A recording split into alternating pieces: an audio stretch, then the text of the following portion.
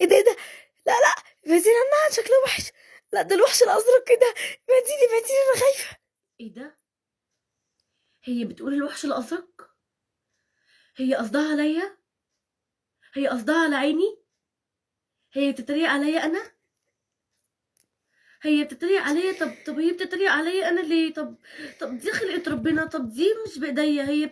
يعني هي ليه كده؟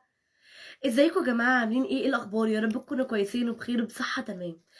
لا اعاقه لكل صاحب اراده. هو ده اللي بيحصل معانا في الشارع في في اي حته. الشارع وفي اي حته. اللي هو كانت واحده اختي كانت ماشيه وكان كنت معاها ماشيه مع صاحبتي و ولقينا واحده عملت كده. هل ده ايه ده؟ ينفع؟ ابعدي عنها، دي خوافه، ده انا بخاف مش عارفه ايه ده يا حبيبتي. هو مش كده عيب؟ على فكره ممكن تبعدي من غير ما تتكلمي. يعني ممكن حضرتك تبعدي بعدين خايفه من ايه؟ معلش دي خلقه ربنا. يعني انا مش فاهمه يعني يعني ربنا هو اللي خلقها وخلقك انت كمان. يعني هي مش بايديها حضرتك.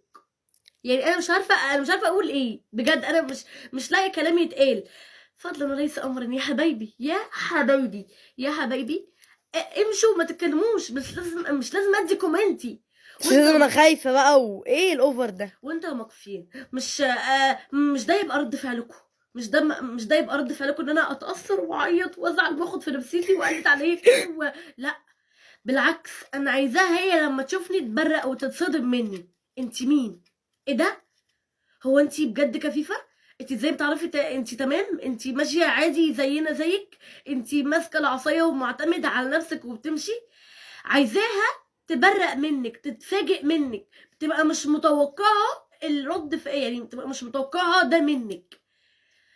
يا رب يا رب يا رب تكونوا تستفادوا واستفدتوا. بحبكم جدا جدا جدا. باي باي.